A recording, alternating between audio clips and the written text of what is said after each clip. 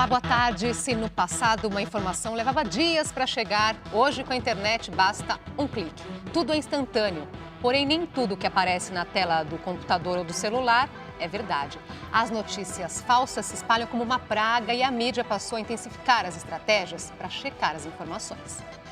Pelo WhatsApp, Nelson recebeu essa foto com a notícia de que o filho do ex-presidente Lula tinha comprado uma fazenda por milhões de reais. Na hora que eu olhei a foto, calhou que eu reconheci, porque é a faculdade que meu filho estudava. E a notícia, então, não era verdadeira? Não. Outra imagem na internet mostra pombos sendo dragados em um tanque de cevada. A notícia dizia que era na fábrica da maior cervejaria brasileira. A empresa aproveitou o 1º de abril, o dia da mentira, para veicular uma propaganda na TV e desmentir a notícia. Foi comprovado que essa notícia era totalmente falsa por mais de 100 matérias que atribuíram esta história a uma fábrica de pães fora do Brasil. As notícias falsas são publicadas com frequência nas redes sociais. Contra as chamadas fake news, o Facebook criou um ícone no qual o usuário pode sinalizar se a notícia tem fonte duvidosa. Por enquanto, a novidade só está disponível para os americanos, mas em breve deve chegar para os brasileiros. Essa é a redação de um dos maiores jornais do país. E aqui é uma equipe que monitora tudo que é publicado nas redes sociais. A qualquer indício de notícia falsa, todos os outros jornalistas são alertados. Matheus é um dos jovens que ficam de olho nas redes sociais. E notícia falsa tem todo dia. Checar, ver as fontes, ver se algum veículo, né, de renome está dando essa história.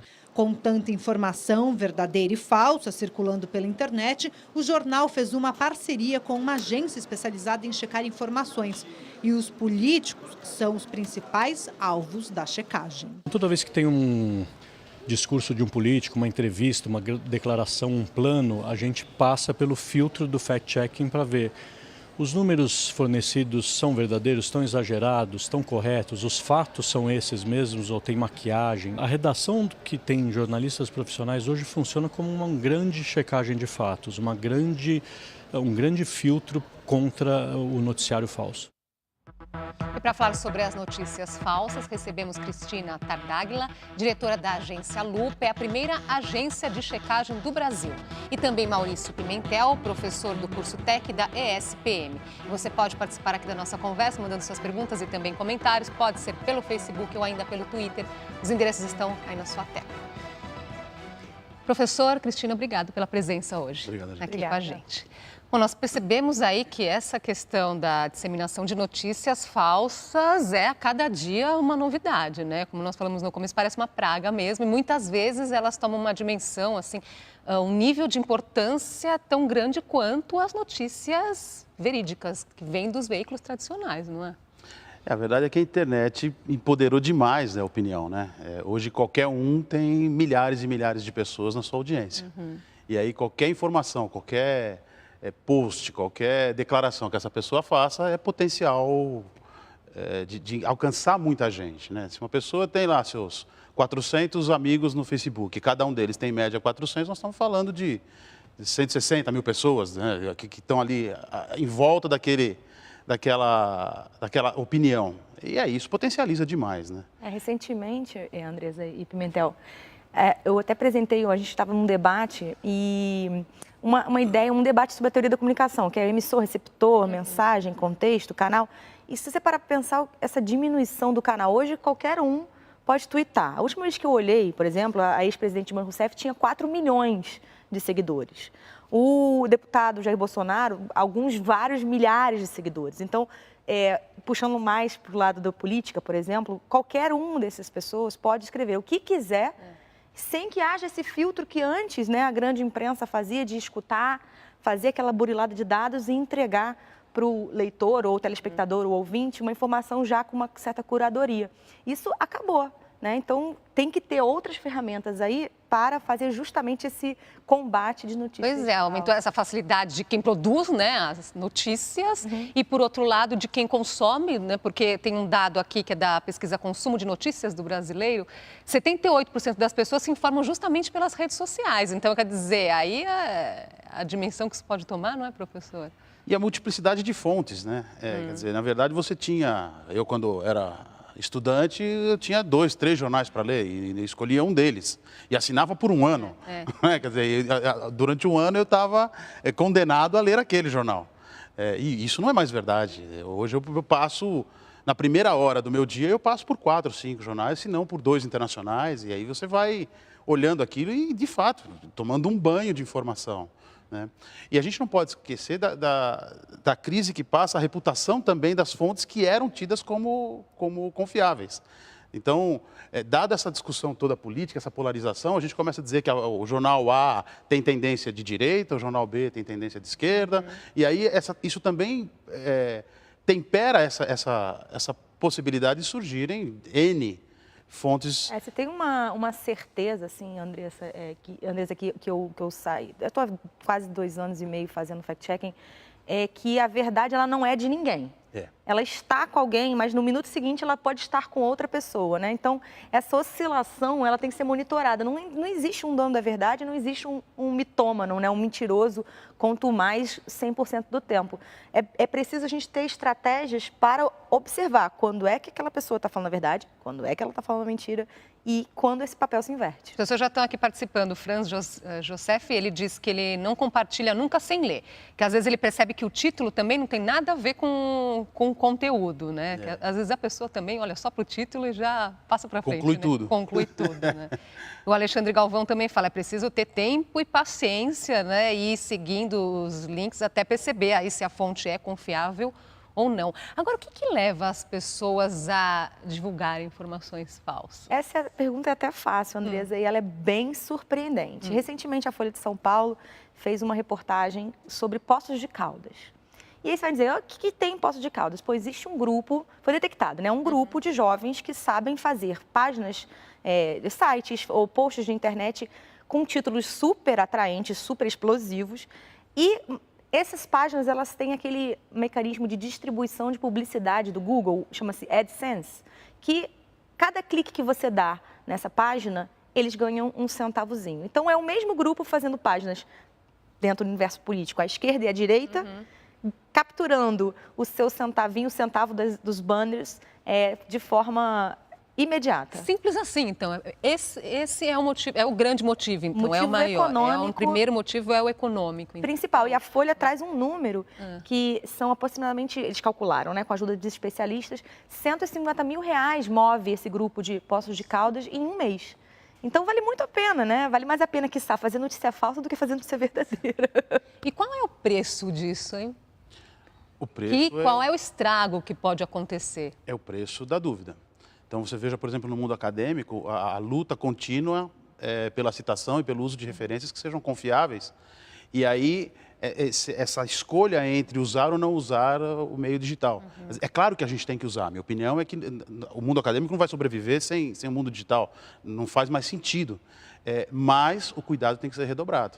Porque você tinha muito mais registro, você tinha muito mais rastreabilidade da informação quando a informação era só escrita em papel. Mas eu queria trazer aqui uma ponderação bem importante, que eu acho que assim, notícia falsa mata. A gente esquece, né, que notícia falsa ele tem esse impacto de descredibilidade da informação, você começa a duvidar de tudo e tal, mas também tem gente sofrendo na pele. É possível dar um exemplo de alguma coisa assim? Claro, aqui em São Paulo, possivelmente, um dos casos mais emblemáticos foi a Fabiane de Jesus, no Guarujá, em 2014, estava na casa dela, circulou numa página de Facebook da região, uma foto, um retrato falado de uma mulher que se parecia muito com ela. E essa mulher do retrato falado estava sendo acusada de sequestrar crianças na região. O que os vizinhos, mobilizados pelo Facebook, fizeram? Invadiram a casa da Fabiane e mataram a Fabiane, à base de pontapés, enfim, o que você pode imaginar de horror. Assim, um caso emblemático. Não só no Brasil. Por exemplo, você fala, né, pode ser coisa de brasileiro que não sabe ler, não, nada disso. Na França e no Canadá, um caso muito interessante. No ano passado, no 14 de julho, né, o feriado nacional francês, aquele caminhão terrorista atropelou um monte de gente em Nice. E aí, um professor canadense, que jamais tinha ido a Nice, teve a sua foto roubada na internet, adulterada, era uma selfie que ele tinha feito na frente do espelho, e a foto adulterada dele com um colete de bombas e um detonador, óbvio que ele não estava usando isso, serviu para culpá-lo pelo atentado de início. Ele entrou em desespero, foi ameaçado de morte, etc. Agora, imagina a velocidade que essa foto circula, na medida em que cada um que pega, sem muito senso crítico, replica para a sua... É exatamente aí que eu queria chegar, professor, que muitas vezes a pessoa pensa, eu não fui a responsável, não fui eu que produzi essa notícia, não fui eu que inventei, a ideia não é minha, mas, no entanto, eu compartilhei. Sim. Então, você também tem responsabilidade nisso? Aí a gente vai cair naquele ditado de que o mensageiro não tem culpa da mensagem que entregou. E nesse caso específico, eu acho que sim, que tem sim. Quer dizer, na medida em que ele replicou deliberadamente uma informação, ele passa a ser responsável por isso. E existem N exemplos que vão dos exemplos mais engraçados, que causam riso, a exemplos que causam problemas sérios, como um indivíduo que é pego com uma foto sua adulterada, atribuindo culpa de um ato terrorista. E eu acho que o grande fenômeno é o fenômeno da velocidade. Quer dizer, então, a velocidade é tamanha que quando você vai tentar resolver esse problema, você não tem mais como resolver. Tem duas coisas bem interessantes que eu posso trazer para o debate, que é, o primeiro, existe hoje no Brasil já um projeto de lei para criminalizar a escrita e a disseminação de notícias falsas. Isso está já na Câmara, a relatoria é do deputado Celso Panzeri, então é uma coisa que nós devemos todos acompanhar, essa tramitação. E a segunda, isso que você pondera, chama-se a Lei do Tweet Falso, Andresa, que foi um estudo feito e apresentado nos Estados Unidos, em Harvard, por uma empresa que se chama Social Flow. Eles acompanharam a performance de um tweet errado feito pela NBC, de Nova York, e a correção desse tweet. E monitoraram o sucesso, a curva de audiência desses dois tweets. E concluem que, óbvio, nenhuma correção faz tanto sucesso como uma notícia falsa. E aí eles têm os números, se não me engano, para cada informação equivocada, você deveria fazer 6 ou 7 vezes a mesma correção, para alcançar o mesmo grau de audiência. É uma luta muito grande, a briga da fake news, viu? Isso vem um pouco de encontro com uma pergunta que você fez agora há pouco, sobre quais são os interesses de quem faz esse tipo de disseminação. E, seguramente, esse charme da informação bombástica, esse charme da informação única, engraçada, é um interesse de quem publica. E a correção não está nesse interesse. Portanto, o mesmo indivíduo que disseminou uma informação que recebeu e que depois descobre que é errado, dificilmente ele passa a correção adiante. Porque não está no interesse da obtenção do charme, da obtenção da falsa inteligência, da falsa perspicácia. Um título bombástico que vai chamar mais a atenção do que um fato, então, Pois né, professor? Então para a mídia também, para as grandes mídias, também se torna um desafio, não é, Cristina? Como que as mídias estão repensando também o seu papel diante de tanta gente aí produzindo informação e muitas vezes num título que é o que chama a atenção e o que é fato fica ali, né? A gente teve um antes e depois do Trump, eu acredito nisso, né? Que, assim, o momento do Donald Trump, pra vocês terem uma ideia, o Trump foi acompanhado durante a campanha, o Huffington Post, que é um site americano, botou uma equipe de 5 jornalistas para ficar de olho no que ele dizia durante 1 hora e do que a Hillary dizia durante 1 hora. E eles escreveram uma reportagem sobre isso. O que eu destaco é o do Trump. Em 60 minutos foram 71 informações questionáveis, mais de uma por minuto. Nossa. Então, jogou a imprensa americana e mundial, em consequência, nesse debate. Temos que checar. Então, existe uma rede internacional, a International Fact Checking Network, chama IFCN, e da qual a Agência Lupa faz parte, que reúne as plataformas que fazem fact-checking no mundo inteiro, e aí há algumas que são completamente independentes, e agora existe um movimento bem grande de instalação de unidades de checagem dentro da imprensa tradicional, justamente porque se já houve um Trump, poderá haver outro em qualquer lugar do mundo, qualquer hora. E aí existe uma metodologia de trabalho para efetivamente escolher como é que você seleciona uma frase, com o que você contrasta essa frase e como é que você classifica sobre o grau de veracidade dela, se é verdadeiro, falso, exagerado e assim por diante. É uma metodologia muito importante. Então, assim, o telespectador que tiver curiosidade, eu sugiro que dê uma olhada na FCN. Existe uma instrução sobre como ser um checador, quais são os princípios éticos, né? Assim, você tem que ser apartidário, você tem que ser transparente nas suas fontes, seu financiamento, né, na sua metodologia de trabalho e ter uma política de correção, porque eventualmente o checador também pode errar, muito transparente para poder exercer um trabalho de combate à notícia falsa. Eu acho que isso é fundamental, importantíssimo, já discutimos isso algumas vezes, levamos até um evento para alunos pensarem um pouco nisso, mas isso resolve a parte organizada da comunicação, né? O jornal, a rádio, a TV, e a gente tem um volume enorme de posts, de mentiras que acabam passando por um espaço menos estruturado. Eu estou aqui lembrando do texto do Drummond, se eu não me engano, né? da senhora que está na feira, acha o preço de um determinado legume lá abusivo, grita é um assalto, e aí a feira inteira se mobiliza por conta daquele grito do assalto, e aquilo toma conta do espírito das pessoas. E aí eu fico imaginando isso, quer dizer, na internet, se eu recebo uma informação de alguém que eu considero muito, um amigo, um primo, um tio, minha mãe, meus irmãos, aquilo, obviamente, já cai atrás de um determinado filtro de veracidade. Tem uma boa vontade. Já tem uma boa vontade, tem uma recepção preparada. Tem uma frase que é atribuída ao ministro da propaganda de Hitler, que diz que tem a ver com esse movimento, né, esse movimento atual da internet, das notícias falsas, que uma mentira replicada mil vezes torna-se verdade. Tem um caso real disso. Fizeram de novo um estudo. Existe muito pouco estudo sobre checagem no Brasil, então vocês me desculpem eu citar os americanos de novo. Claro. Fizeram uma avaliação sobre a afirmação de que Obama não era americano, que havia nascido no Quênia. O Obama nasceu no Havaí. E aquele questionamento, e algumas pessoas passaram a afirmar que ele não era americano, mediram durante um tempo a percepção do americano. 1/3 dos americanos, no momento da pesquisa, achavam que o Obama não era americano. Nós vamos fazer uma pausinha aqui. No próximo bloco, nós vamos dar dicas para as pessoas perceberem e identificarem as notícias falsas. Até já.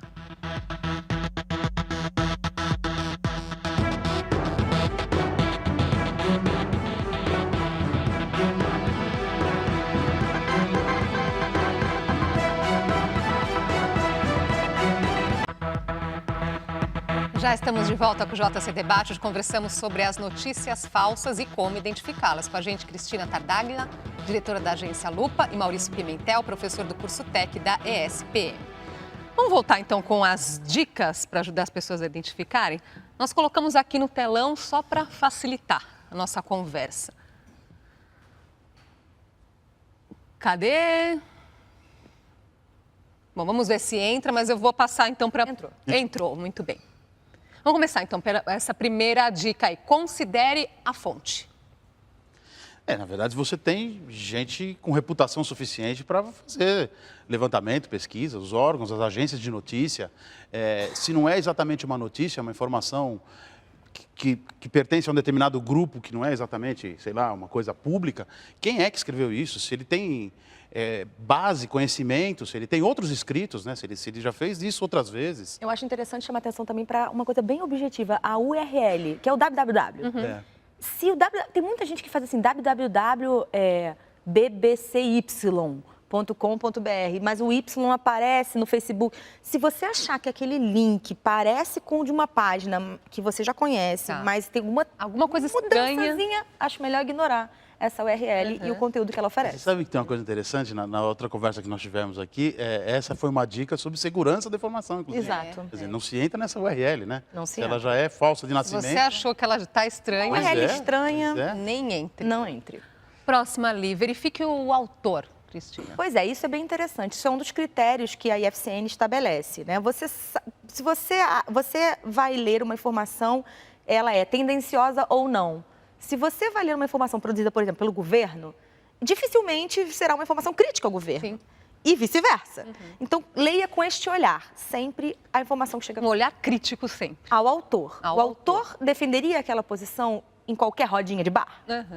Olha, o problema que existe com os textos apócrifos, né? Quer dizer, outro dia eu vi, há bastante tempo atrás, o Arnaldo Jabor dizendo, olha, tem um texto sobre mulher rodando na internet que eu adoraria ter escrito. O problema é que ele não é meu. Isso acontece muito também. O problema é que ele não é meu.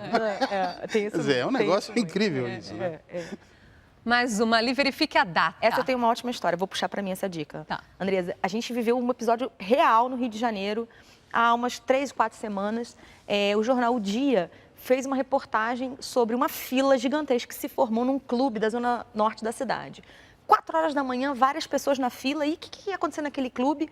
Todas elas tinham compartilhado uma notícia de WhatsApp dizendo que naquele clube, naquele dia, haveria uma feira de empregos. No Brasil de hoje em dia, a taxa de desempregado muito alta, formou-se essa fila lá, muita gente na porta. Aí chegou o vigia para abrir o clube, não entendeu nada, continuou esperando o diretor do clube chegar. Quando o diretor do clube chegou, eles viram que era uma feira que tinha acontecido em 2014. Não, mas você vê o impacto, O né? impacto, exatamente. Porque o contexto é favorável. E quantas vezes, né, justamente uma notícia antiga volta a circular e aí o WhatsApp tem um papel também de propagação nisso muito forte. Porque às vezes acontece também de até ser algo verdadeiro que aconteceu, mas lá atrás, né? Pois é. Muito comum. E o WhatsApp aí tem um O papel. WhatsApp aí tem um vai embora. perigo extra. É. Você só tem no WhatsApp as pessoas que você de fato conhece. Quer dizer, não é como uma rede social aberta em que você não sabe exatamente, ou não tem ideia de quem é que postou.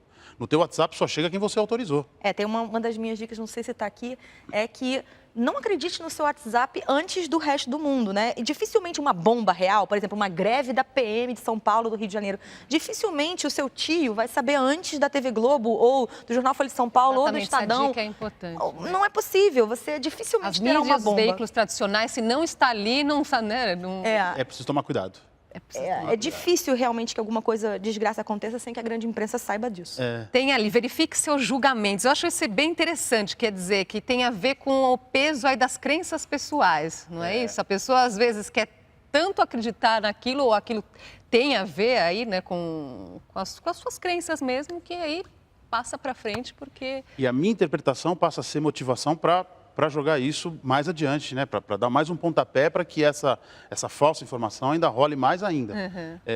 Cai de novo na questão dos interesses. Um dos interesses é defender os meus julgamentos. Né? Cai de novo na teoria da pós-verdade, né? A pós-verdade é exatamente isso. Alguém falou aqui de pós-verdade. Deixa eu Exato. ver aqui, o Web Catequese, via Twitter, ele fala justamente sobre isso, né? A pós-verdade, né? E aí ele perguntou qual o destino aí das crenças que lidam com a verdade. Pois é, a pós-verdade, para quem não está dentro dessa confusão, dessa conversa, ela é essa era em que a gente vive, em que a informação, o fato, pouco importa. O que importa é o que eu quero que seja verdade, ou o que eu acredito, ou o que eu gosto. Né? Isso que é a minha verdade. Né? Como se o Trump, de novo, o assessor do Trump cunha os fatos alternativos. Né? Uma expressão que ele usou para dizer que não é mentira, mas é uma outra verdade.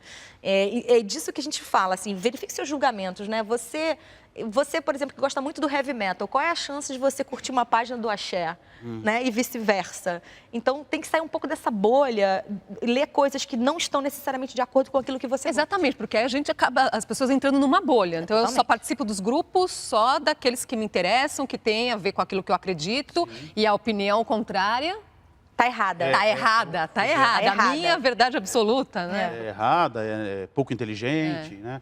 Mas isso tudo a gente tem que colocar nesse contexto, que é essa questão do mundo da narrativa, né? Quer dizer, a gente hoje só é fato, só é verdade, só é realidade aquilo que foi narrado e como foi narrado. E aí isso causa uma série de problemas, né? Quem conta um conto, aumenta um ponto. Vamos lá, tem mais. Leia além. Essa é um pouco do que eu falei antes, né? Você recebeu uma informação de que a PM de São Paulo vai entrar em greve, que o metrô já parou. Vamos dar uma buscada, né? Vai pro Google, ver se tem alguma outra fonte de informação dizendo isso ou se foi só a sua avó. Fontes confirmam a história? Isso é importantíssimo, deixa pro acadêmico. Se não tiver fonte, não tem verdade, né? Não, pois é, quer dizer, isso tem uma linha lógica, isso tem esse fato começou em algum outro momento? Havia alguma outra evidência ontem, antes de ontem, de que isso poderia acontecer? Porque a gente precisa separar esse bombástico do fluxo normal da vida. O bombástico existe, mas é um volume menor do que o resto. Quer dizer, olha, o político tal fez tal coisa. Mas espera aí, já havia alguma evidência disso? Já havia uma discussão, o Congresso estava voltado com isso. Então, que história certifica ou não certifica a validade desse... Vou precisar dar uma aceleradinha aqui, só por conta do tempo. Isso é piada?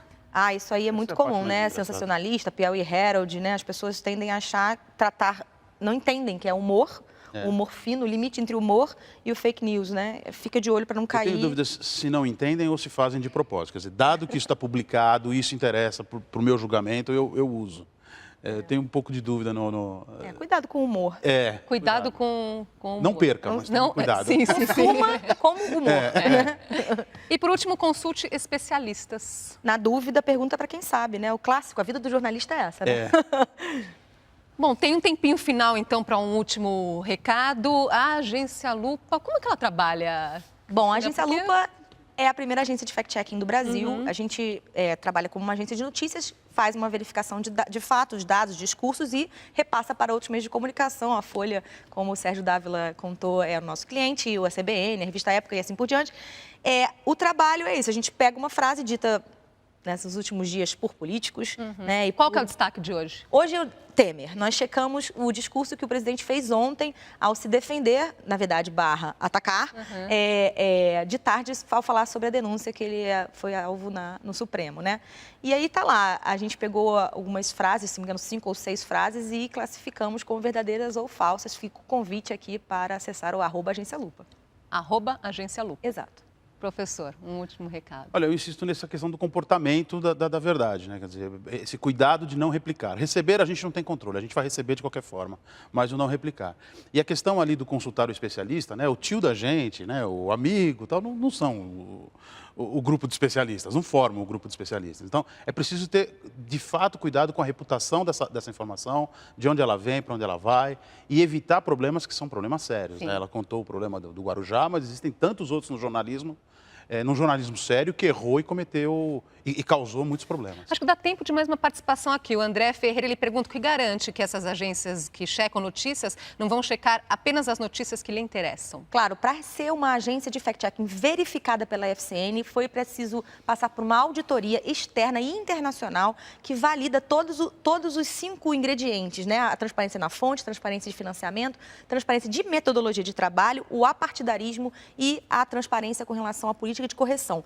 Não foi uma análise feita no Brasil, não é feita por pessoas que vivem nas nações onde são essas plataformas que estão atuando, e é um selo de incontestável, porque é uma rede internacional. Agora, rapidamente, tem uma novidade do Google também, né? Fresquíssima. Fresquíssima. Saiu hoje de manhã, a FCN divulgou, o Google, a partir de breve nos Estados Unidos, já está funcionando, em breve no Brasil, vai dar um destaque na Google News, na coluna assim da direita do Google, vai aparecer um boxezinho com todas as checagens feitas pelas plataformas do Brasil. Essa é a fresquíssima notícia de hoje de manhã. Muito bem. Muito obrigada pela participação aqui com a gente e até uma próxima oportunidade. Foi um prazer, muito obrigada. E o JC Debate fica por aqui. Inscreva-se em nosso canal no YouTube, lá estão todos os nossos programas anteriores. Obrigada pela sua companhia. Uma ótima tarde para você.